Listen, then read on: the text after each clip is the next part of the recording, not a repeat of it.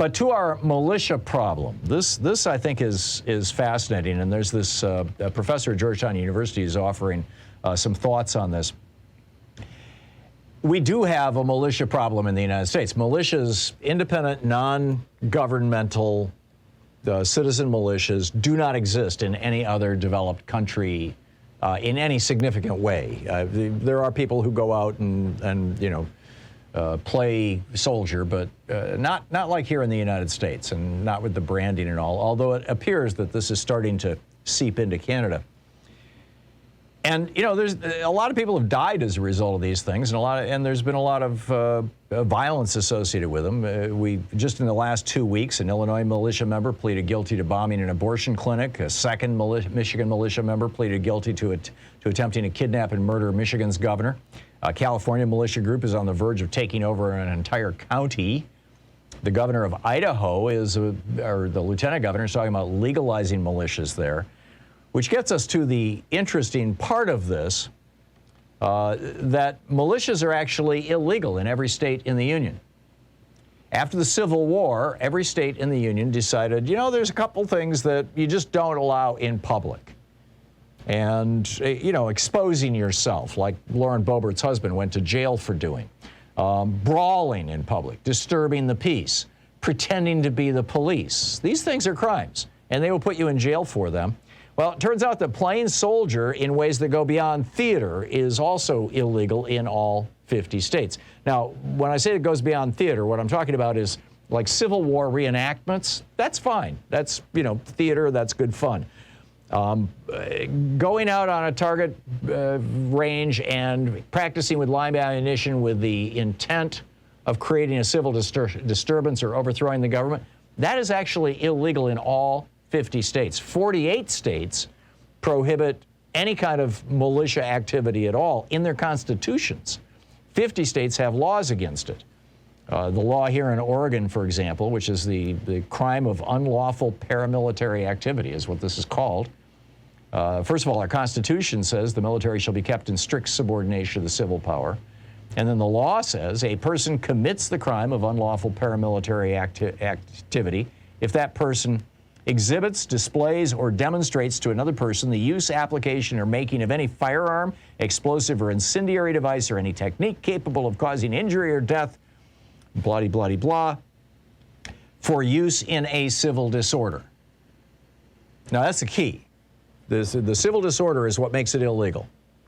So if you're planning on going out and having street brawls, and you're planning for that, you have broken the law. It turns out, though, that there's not a single state that is actually enforcing these laws, and none of them have in a long, long time. Of course, our most famous militia group was the Klan, and it took a federal law, the Federal Anti-Klan Act, to essentially get the Klan under control. So, and militias have just, really expanded across the United States over the last 5 years, since Donald Trump started using militia members for security at his rallies and basically endorsing them, in the presidential debates, saying, Proud Boys stand by and all this kind of stuff.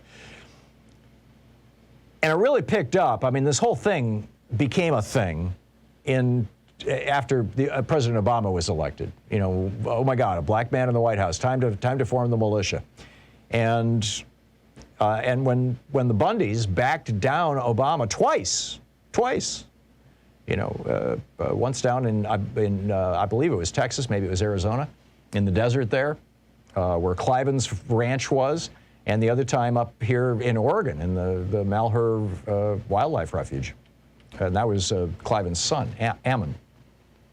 And that really jump-started them. It got them tremendous publicity, and they went nationwide. So into this, and then now we've got Republicans who are actually campaigning on militia associations. Thomas Massey sending out a Christmas card and a Christmas tweet of himself, his wife, and their kids all holding assault weapons. Isn't that so Jesus, right? And now you've got Josh Hawley is selling merchandise to raise money for his reelection campaign, with him giving a fist salute to the militia that helped try to murder Vice President Pence and Speaker of the House Pelosi. So into this mess, this scrum, steps the executive director for the Institute for Constitutional Advocacy and Protection, Mary McCord. She's a visiting professor of law at Georgetown University Law Center and a former acting assistant attorney general for national security, a principal deputy assistant attorney general for national security, deputy chief of the criminal division in the D.C. Circuit. She knows a thing or two about militias, and she says that because the states are not enforcing these laws, we need a federal law. And she points out that, you know, the Second Amendment specifically talks about well-regulated militias, that is, militias that are authorized, because all the laws in all 50 states talk about unauthorized militia activity. Well, authorized militias are, we call them the National Guard now. But that, you know, that's what the Second Amendment is referring to, not individual militias. And she said that even the Constitution reserves, quote, the appointment of officers and training to the states.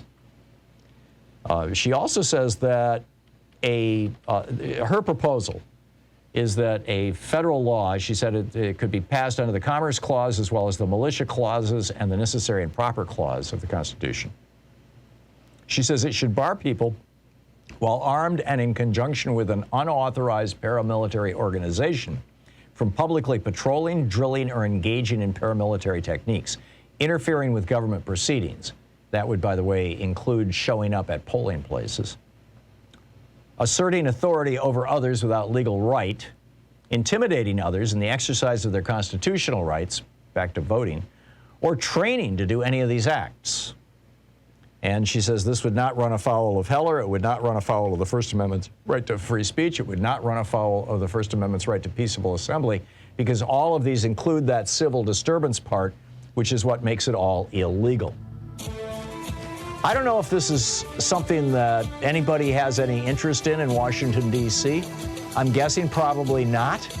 They don't, you know, it's just like the state governments. I mean, she builds a strong case in her article that in the states, you've got governments that are unwilling to enforce anti-militia laws because politicians are afraid. But that's not a good thing. So what do we do with this? This is the Thom Hartmann Program. I think Congress needs to pass a law that reflects all the state laws, basically, and just says, you know, civil disturbances are not legal and planning for them isn't either.